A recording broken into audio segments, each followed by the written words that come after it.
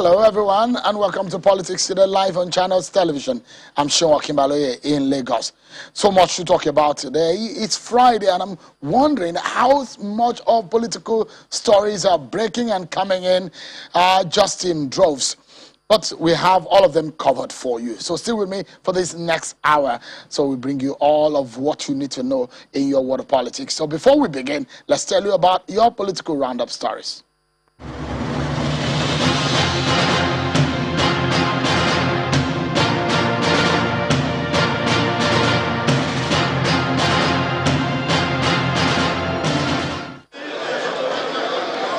Ahead of Saturday's ward congresses of the ruling All Progressives Congress, the Imo State Governor and leader of the APC in Imo State, Governor Hope Uzodimma, has cautioned politicians from unnecessary struggle for the control of political structure in the party.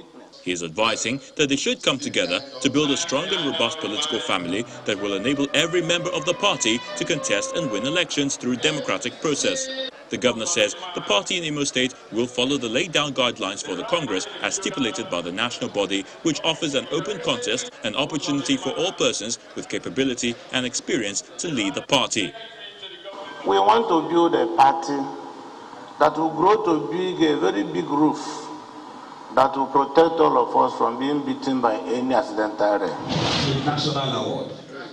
The six-man Ogun State Ward Congress Committee has held a crucial meeting with officials and members of the ruling All Progressives Congress to set modalities for this Saturday's Ward Congress. Critical stakeholders, which included party elders, members of the state and national assemblies, both past and serving, members of the State Executive Council, among other critical stakeholders, and the state governor, Dapo Abiodun, called for internal democracy, unity of purpose, and cooperation to ensure the success of the exercise. There is nothing better than having a consensus. It further strengthens a no winner, no vanquish situation, where we settle our differences before going to ratification. The All Progressives Congress in Abia State says it will go ahead with the Ward Congress this Saturday and has called on party faithful to come out en masse to vote. This announcement was made at the end of an expanded caucus meeting held at Ikwano in Umuahia. The acting chairman of the caucus, Uche Oga, said the meeting has resolved to suspend APC Chieftain Ikechi Emenike from the party, although no reason was given for his suspension. Today, the State Executive Council reaffirmed the suspension of Ikechi Emenike from APC and the state. Actually, is happening to the rest of the members of the party. In Rivers State, former federal lawmaker Senator Magnus Abe has asked members of the All Progressives Congress APC in the state to stay calm and united ahead of tomorrow's Ward Congress. And I will do everything, I'll make every sacrifice that is necessary to ensure that we have peace in this party and that we're able to bring Rivers people together, not just those who are currently in the APC, even those who are in other parties. Ahead of the planned congresses of the All Progressives Congress APC on Saturday, the national woman leader of the party, Mrs. Stella Okotete, is pushing for more female representation in the leadership structure of the party, demanding nothing less than 35%. She says the APC National Working Committee is keen on electing more women in the party's leadership structure. The Caretaker Committee is keen on ensuring that more women occupy visible positions in the party and also in government. And the People's Democratic Party in Niger State says its Congress for the election of state officials to run the affairs of the Niger State chapter of the party will go ahead despite the absence of the other group within the party. At a critical stakeholders and caucus meeting held at the party secretariat in Minna, prominent members of Mukhtar Ahmed, one of the chairmanship aspirants of the party, were conspicuously absent at the meeting. Although the overseeing committee chairman, Mr. Dakas Shan, said they reached out to everybody, only 3 members of the caucus sent in their apologies for their absence.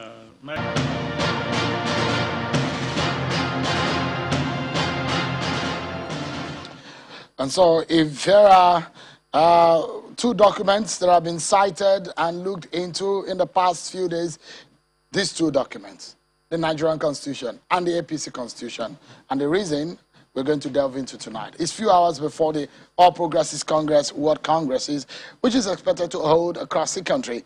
The Caretaker and Extraordinary Convention Planning Committee of the party says the World Congress to elect party executives will still hold as scheduled, but there are still those in the party who believe in the party is threading on a very dangerous path, and so we hope to hear more from the party and its standpoint on this matter.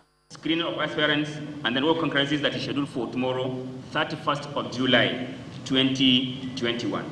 And afterwards, as from 2nd to 7th August, there's going to be another committee that is called Appeal Committee that will also be in Lagos to listen to any appeal if it arises.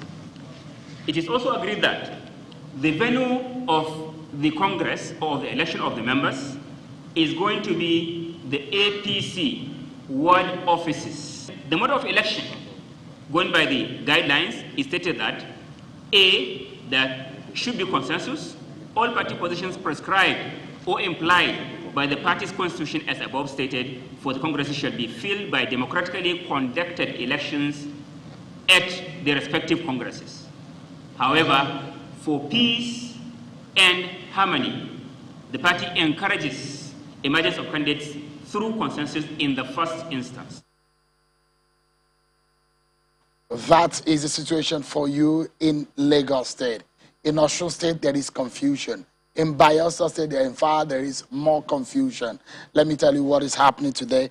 Coming from the High Court in Yenagoa in Bayelsa State, there is an interim order that has been obtained, a motion ex parte that is stopped tomorrow's exercise in Bayelsa State, and the court has held the party World Congress tomorrow, and he has adjourned the case to, I think, the 8th of August. The 8th of August to hear the matter. The case is adjourned to the 9th of August, that is 2021, for hearing of the motion on notice. That is the situation. In Lagos, there are those who are saying that they paid for forms, they have not received it. But the GAC in Lagos has said it's going to be consensus candidate. The group called the Lagos for Lagos are saying that they have been sidelined. In Osun State, in fact, the dichotomy or the differences between the governor and the former governor is obvious, as the side to the minister are saying they are not aware of what is happening. So where does the APC go from here? So we'll be getting to hear from the man who has been at the center of all of this legal matter. There's been debate about what the Supreme Court said and the way forward for the APC. I'm being joined by a chieftain of the party and the senior advocate of Nigeria, Chief ADENIYI Akintola. He joins us here in the studio. Thank you so much, Chief Akintola, for coming tonight. Thank you for having me. There is a confusion in your party, and you have been at the center for your position. Not only that you're a chieftain, you're also a senior lawyer. And I saw the press conference which you had, and it does look like a lot of people are wondering, where is it to go? The Supreme Court seems to have identified that should Section 183 of the Constitution be valid in your case, that means there's going to be a problem for your party. What is the true position of things? Well, I don't know why all the noise, all the hula baloo, no. I mean, it's almost unnecessary. There's no confusion in our party. The party is stable, strong, and waxing stronger. Look at the situation. Quite a number of people who have been commenting, with due respect to many of them, they have become out of ignorance. Some of them out of mischief. And of course, some, for one reason or the other, because of the tendencies in their various states, you have to appreciate the fact that in a political party, intra-party dispute is much more stronger than inter-party dispute. And like you say in Yoruba, I mean, I wouldn't know how to put it, if you don't have problem in your home, as it were, you probably will not have outside your environment. There's no problem. The Supreme Court has not created any problem for anybody, except those who want to fish in troubled waters. The case they are talking about, at least I was in that case, and from inception, from the tribunal to the Court of Appeal and to the Supreme Court. Most of the people who have been hitting their heads against the wall, ask them, who are the parties in the case? Who are the lawyers in the case? What were the issues canvassed? What was the judgment given? What was the ratio of the judgment given at the tribunal and what was obtained at the Court of Appeal? As they don't know. But because quite a number of them have other ideas, they have other issues, and they want to canvass that. Of course, you have to give them the right to hear their views and say out. I mean, first out their mind. Chief Akintola, you're saying that there's probably no problem. The problem is extra legal matters. It is not a legal matter. It is not a legal matter. Okay, so but I'm speaking as a lawyer. Okay, so I mean, let's speak to the law now. Yes, let's speak to the law, legal issue. First and foremost, let me bring up the Section 183. Yes. So if that can be brought to the screen so our viewers can see. Section 183 says, and I quote, "The governor shall not, during the period when he holds office, hold any other executive office or paid employment in any capacity whatsoever." Yes. That is a position of the law. Yes. So the question is that Governor Mayor Malabuni, in the eye of the law, is what is happening the right thing? Of course, yes. You have to appreciate the fact that the tribunal found as a fact that holding of party position is in no way a contravention of Section 183 of the Constitution. That was his judgment of the tribunal, which was upheld by the Court of Appeal. But I thought that the Supreme Court said, no, it's because no, was not joined in that case. Certainly not. It was the minority judgment. And when has minority judgment becomes the judgment of the court? This is not the first time we're having this type of situation. We had it in 1979. Awolowo against Shagari. There was minority judgment. Popular as it was that the judgment of the court? A minority judgment is a worthless opinion. It's only good for the researchers, the sociologists, and the academics. It's not something you cannot even go to court and cite it as an authority. No, because you see, before the party sneezed, before you could feel the sneeze, the effect is being seen. In Bayelsa State, the court has stopped the process. I wouldn't know. Excuse me, as a lawyer to the party, I'm not aware that the party has been served. Of course, I'm just hearing that from you. The other was obtained of ex parte, and the member that somebody obtained another ex parte. I mean, like we used to say in those days, in the 80s, 90s, they say somebody won Grand 1. You never hear of Grand 2. So we all this type of thing, people who grandstand and go, we appreciate, we know. Look, we know ourselves. Okay, so if you look at it, perhaps I should put the position of Festus Keyamo forward. And this is before you go into that, okay, address the issue which I had addressed, that particular section of the Constitution had been trashed out by the tribunal. Nobody can deny that. The judgment is there. And after, excuse me, it was said by the court that holding of party position will in no way contravene the provision of Section 183. And if you stretch the argument further, all the governors of APC are members of NEC, of the party, including the president. But those are not elective. NEC is not an elective position. This one is a statutory position by the virtue of their election. The caretaker committee members were not elected; they were selected. And Article 13 of our constitution, of the party constitution, states emphatically that the party will have the right to constitute a committee. They can give anybody an assignment, including Mr. President. He can be given an assignment by the party.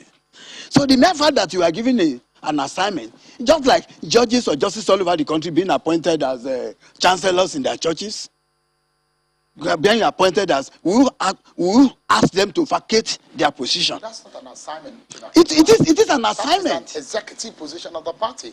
The NWC, the second most powerful organ of the APC. All I have to tell you that particular, it is not your opinion, not my opinion.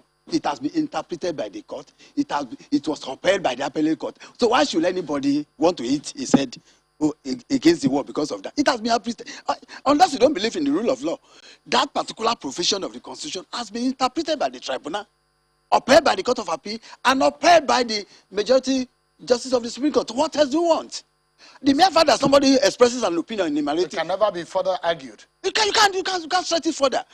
After Shagari's matter, there was a matter between the current president against Yar'Adua.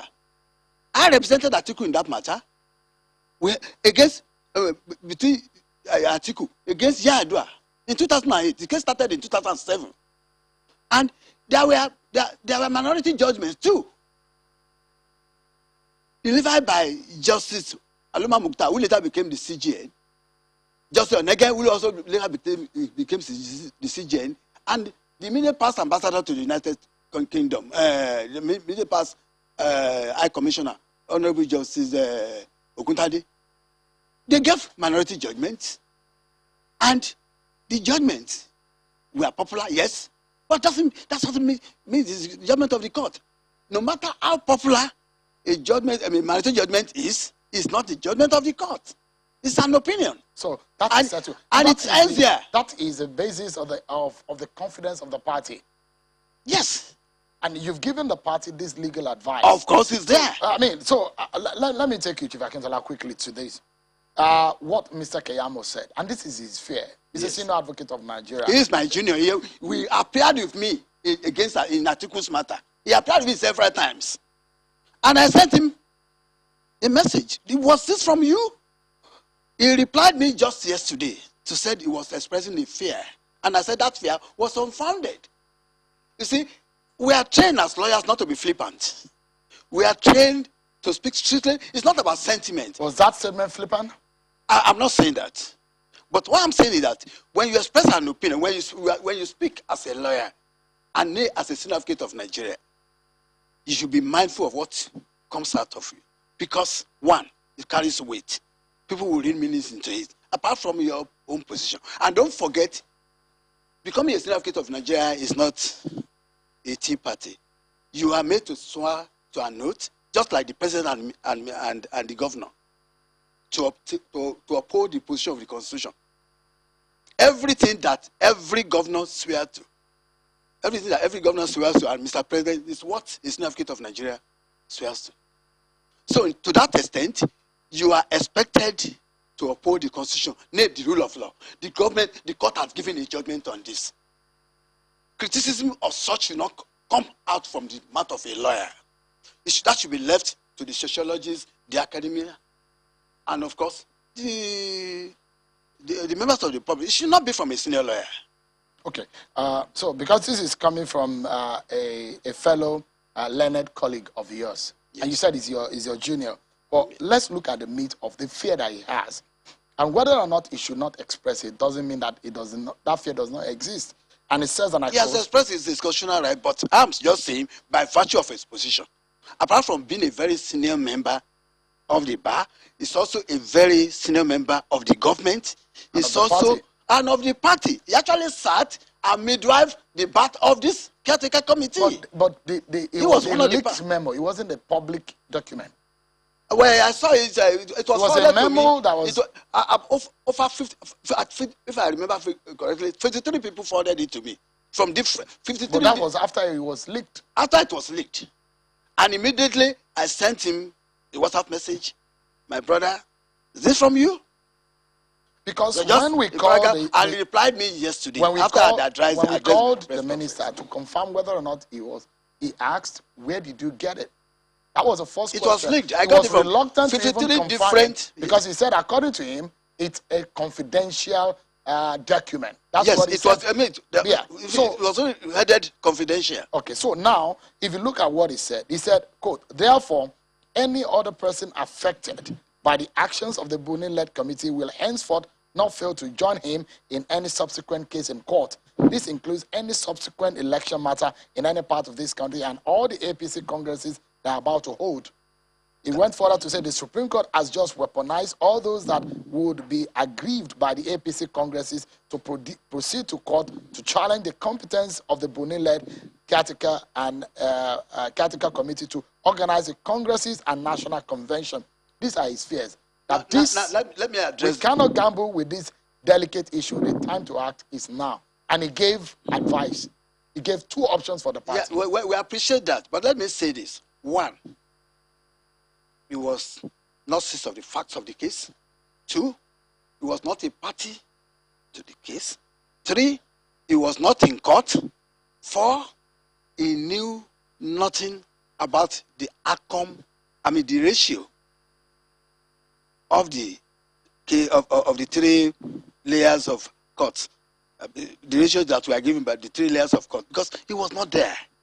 He ought to have at least found out, to have taken the step to examine what was the position. He could have called any of us. We are all his colleagues, his brothers. We have called any of us. What's happening there? And then we'll give him. I haven't sent it to him to his mail. You see, I'm telling you, the foundation of the Supreme Court case was the tribunal case, where the tribunal found that holding party position was not in any way in conflict. Expressly stated in the judgment, was not in conflict with the provision of Section 183 of the Constitution. And that was confirmed by the Court of Appeal. That was confirmed by. So there was no way the justice of the Supreme Court, I mean, I'm talking of the majority judgment now. There was no way the three justices made any reference to the idea of holding party position. All they said was that because we raised 4 layers of objections to the case. As a matter of fact, we even cross-examined because we felt that one of the objections was not pronounced upon. So we even filed cross-appeal, and we felt that it was only the Supreme Court that has the power to decide a matter without going to the merit. So to that extent, if my landed brother, Sir Festor Koyamu, whom I have greatest respect, if you are taking the step to ask us what was the situation, you will have been briefed. Well, so he was not seized of the fact. Senior Advocate, yes. Should Governor May Malabuni have been joined in this matter, perhaps this case wouldn't have, the case would have been different, or the outcome of the... It shouldn't have been made in the first place. The electoral act is very clear. I mean, see, I'm surprised. I mean, I'm sorry. It's not in my character to come to television because I'm not a television lawyer. I know you know. You've made several attempts to bring me here. I've refused to come. You see, it's not in my character to start referring to provision of the Constitution, case laws, and what have you. But let's face it. The electoral act is very clear. There are certain categories of people that you cannot even join. Was Malabuni a participant in the Ondo State election? Was he an INEC man? Was he the contestant? Was he the respondent? How could we have joined him in the first place? You see, if anybody makes such attempt, we are waiting for them. What about the fact that as a leader of the party, he led the process that produced Governor Akeredolu as a candidate of the party? The party has been sued. The party is an institution. The party is an institution. But he is a signatory. Yes. He was a signatory to the process. The mere fact that he was a signatory doesn't mean the party is an institution that can be sued, that can sue and be sued. But this is not the first time that we are seeing officials of party being joined in matters of this nature. Yes, not an outsider, as it were, in this case. Is he an outsider? The leader of the party, the chairman of the state party? Election, yes, he is. Was he not the one who submitted the name of Governor Akeredolu to INEC? The party submitted it. He was acting. He's an agent on the part. He's an agent of a disclosed principle. You can't hold him left. The party, whatever he does, is doing so in the name of the party. And it cannot be invalidated based on Section 183. Certainly not. Certainly not. But the question is that... And for those of them who are jarring up, we are waiting for them. We see, you should be able to anticipate your opponent. You see, when the petition started, Alane brothers Jegede was actually challenging the election. But later, somewhere along the line, he beat a retreat and now started crying louder than they believed. He is not a member of our party. So we challenge his locus on that ground. It was supposed to be an internal affairs of our party that no court has jurisdiction. We challenge on that ground. Then we went further to say that, look, this petition was even filed out of time. The election result, the election was conducted on the 10th of October. Result declared that you filed the petition on the 30th of October. It was outside because as at that time, unfortunately, they didn't take cognizance of the fourth alteration to the Constitution. The time we think we to file petition as, and like I did say, it's not in my character to go to television station and start referring to laws that is even unprofessional. So okay. I don't do it. To wrap up this conversation, and because when I was speaking with some of the leaders of the party on this issue, and I was bringing them to the notice, I was bringing some of these issues to their notice and their reactions, getting their reactions, their very strong opinion is that there's need to have a strong legal opinion from the party's point of view, and they believe that you are the right man to do that. But give us a final word on this matter. You are not afraid of any future legal contestation? No, whatsoever. You are not worried that the party structure might collapse because if Governor Buni goes and conducts these congresses from ward to local government to state and the national convention, that might be challenged and might be certainly not, because the Supreme Court, which is the apex court of the land, had made a pronouncement, and the pronouncement was a confirmation of the decision of the Court of Appeal, which in turn confirmed the decision of the tribunal. So anybody who believes in the rule of law should not make mountain out of a molehill over this issue. This is not the first time we are having minority judgment. A minority judgment is what it is, minority. Minority we have is say, the majority will have their way. That is the principle of democracy. No matter what you think, no matter it's not about your opinion or my opinion, it's the position of the law. And the Supreme Court judgment is law. It's law. And we have all sworn to obey the provisions of the Constitution.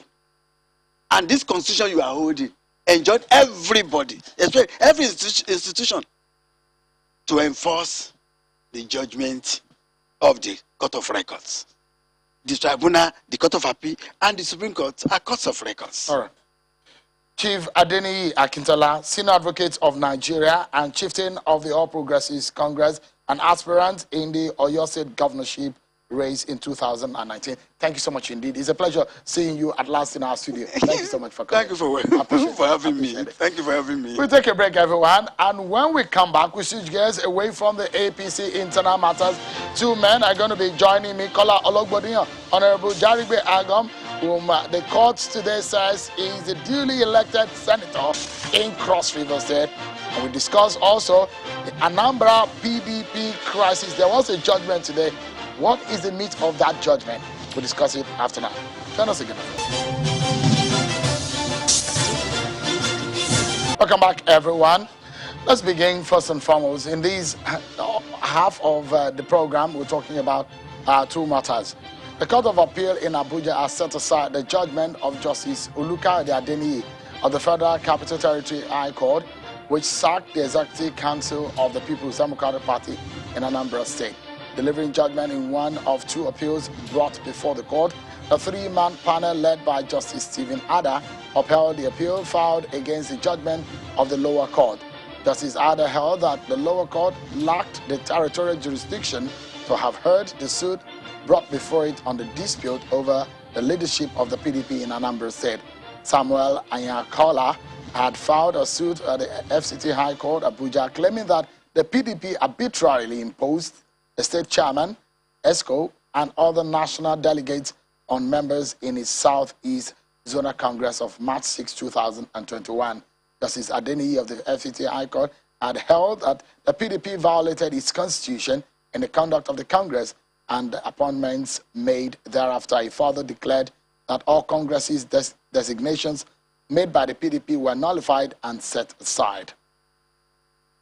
I'm being joined by the PDP National Publicity Secretary, Mr. KOLA OLOGBODIYAN, who joins us from our Abuja studio. Honorable JARIGBE Agom is also there, who is a senator-elect. We'll come to that matter in a moment. But let me get Mr. OLOGBODIYAN to this major matter that is affecting your party. With this judgment of today, does he help your case in Anambra State in any way? Yes, thank you very much, Sheung.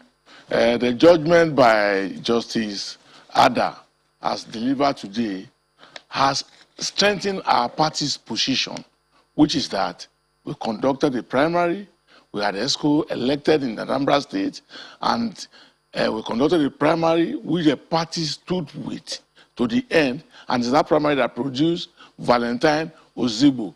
And that's the primary that INEC participated in and the security agencies participated in. So what has happened with this judgment?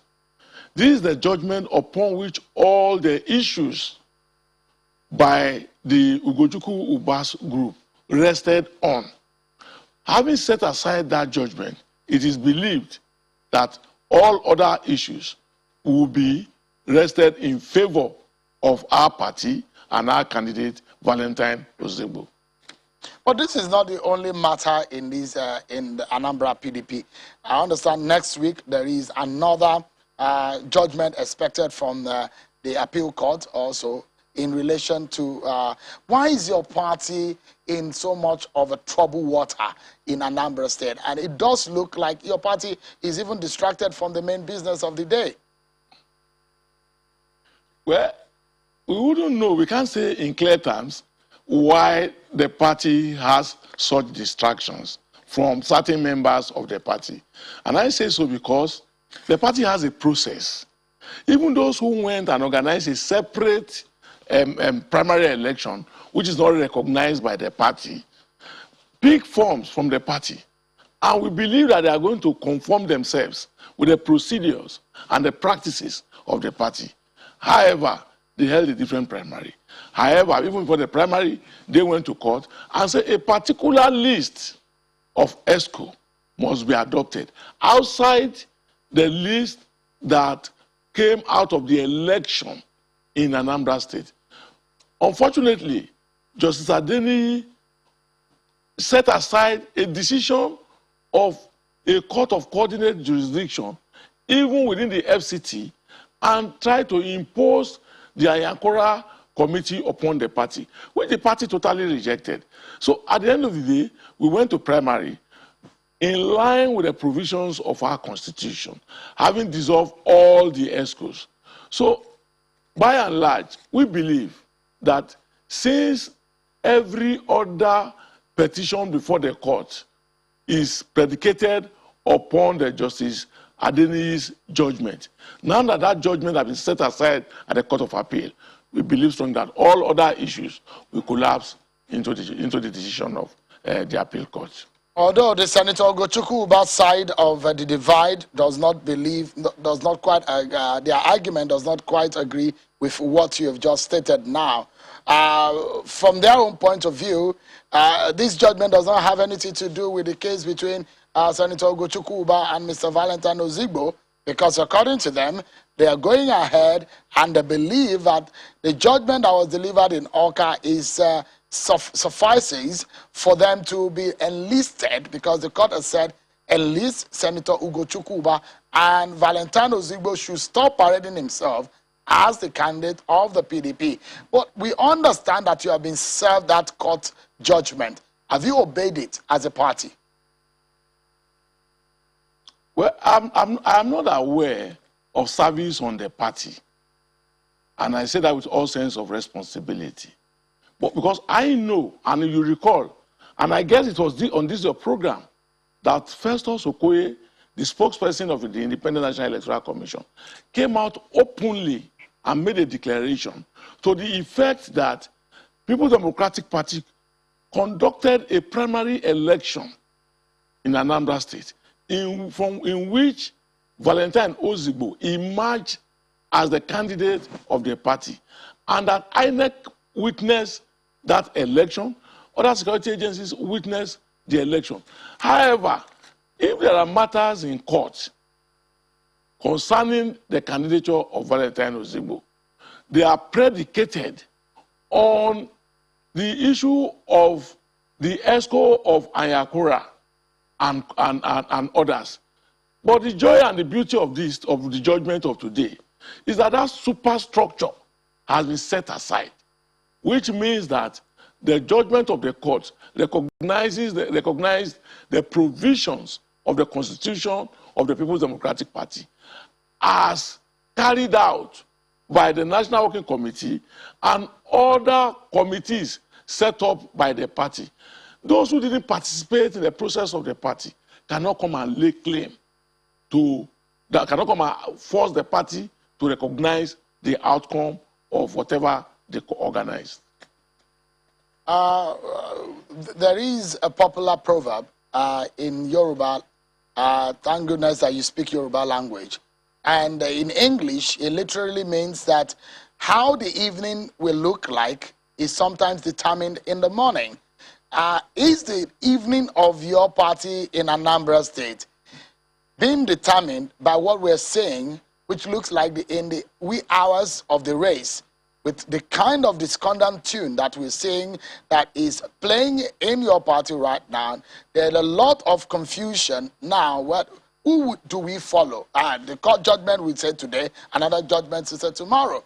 So from that proverb, is your destiny in Anambra PDP being determined early enough for what will happen on the 6th of November? Sheon, I can't sit here and tell you, going by the reports which the party has received, that the judgment of today elicited a lot of jubilation among the people of Anambra State. And we believe, as a party, that moving from this position and going by the reconciliation that is ongoing across the state, that we have the brightest chance in that election. So, I mean, how do you then interpret all of this? You said you have now received the judgment of the Oka Court, which says that INEC should enlist Senator Ugochukwu as a candidate of the party. But has your party made any move whatsoever in reconciling all the forces? Because on this program, I had Senator Ugochukwu, and who said to me that he's willing and ready to embrace political solution to the problem. Has your party made any move in this direction? Even as we speak today, I am aware that stakeholders met between yesterday and today in Anambra State on how to reconcile members of the party. And the National Reconciliation Committee has also been put in operation too, to reconcile members at the various levels and within the various organs of our party. The reconciliation is ongoing. So, for us in the People's Democratic Party, we are confident of victory because we are working on a daily basis to ensure that we go into the election in harmony. I wish your party the very best. If you can stick around and just listen to Honorable JARIGBE, it will be good. Take just our AC in our studio for free. I guess you will need it in that hot sun that you've experienced in Abuja. Let me bring... Sure, thank you very much. I appreciate it. Let me bring in Honorable JARIGBE Agom. You're wearing two hats now. A member of the House and a senator-elect. I think a congratulation is in order based on the judgment of today. And at this level, I think this is the last point of this legal battle. Is it, Honorable? Thank you very much, Sheon. It's actually the final court on this issue. Okay. So congratulations. So, but you've been fighting so many battles. Aside you fighting, battling with Senator ODEY in court over whether or not you are the candidate, you've also been battling to get your certificate of return presented to the Senate President, and you've also been advocating that you should be sworn in since April or so that you were issued the certificate of return. But now that this has happened, how does this come to you, first and foremost, before we discuss where to go from here? Anyway, you are aware that the appeal court had given a judgment on this issue, and Stephen ODEY applied to join, and he appealed to the Supreme Court. His appeal was struck out. That means the judgment of the appeal court was upheld. But when that was presented, my certificate of return was presented to the Senate President. They didn't write back to me, but all I gathered was that the judgment was not very clear, that it was ambiguous. And I should get a clarification of the judgment and all of that. I wrote to the Attorney General of the Federation to give some legal advice as to what the Senate President should do in line with the judgment of the appeal court, which was upheld by the Apex Court. And that was forwarded to the Senate President by the Attorney General of the Federation. What I read was neither here nor there, and the Senate President did not get me sworn in. The case at the tribunal was filed by Joagi's son of the APC. I was a respondent. Stephen ODEY was a respondent in that case. The case was decided in favor of Stephen ODEY, and the tribunal upturned the position, or attempted to upturn the position of the appeal court, which is a superior court, and the Apex Court on the issue of candidature. That judgment was given. Joagi appealed to the appeal court. I also came up with a cross appeal. And my lawyers put up their positions and relied on the principle of stare decisis. And that judgment was given today in my favor, because the issue of candidature was settled at the appeal court, upheld at the Apex Court, and the tribunal went ahead to still make pronouncements on the issue of candidature and gave it to Stephen ODEY. In the judgment of the appeal court, the presiding judge said that that was a mockery of the judiciary. All right. So, exactly what the court of appeal actually in Calabar was the one who declared Honorable JARIGBE Agom of the People's Democratic Party as a duly elected senator for the Cross River North Senatorial District, removing Senator Stephen ODEY representing Obuduyala Federal Constituency, who was declared winner at the lower tribunal on the 18th of June 2021. A three-man appeal tribunal headed by Honorable Justice Chioma also accepted the argument that JARIGBE was the lawful candidate of the People's Democratic Party in the December 5th, 2020 by-election for the seat, and invalidated the certificate of return earlier issued to Stephen ODEY by INEC. The court, in a consolidated suit, ruled that the lower tribunal erred when they ignored judgments of Superior Court that earlier resolved JARIGBE as a rightful candidate of the PDP. So Honorable JARIGBE Agom is still speaking with us. But if you look at what is happening now, Honorable, are you going to receive or get another certificate of return, or the one that you already have sufficed? I went through the enrolled order, and it stated unequivocally that the certificate of return issued to Stephen ODEY is withdrawn, and that the certificate of return issued to me is validated immediately. I have a certificate of return, and that has not been withdrawn. It has been validated. So what would you be doing next now? It does look like you've not had it smooth, having your way, despite all of the efforts you made to the leadership of the Senate. So what is your next step of action?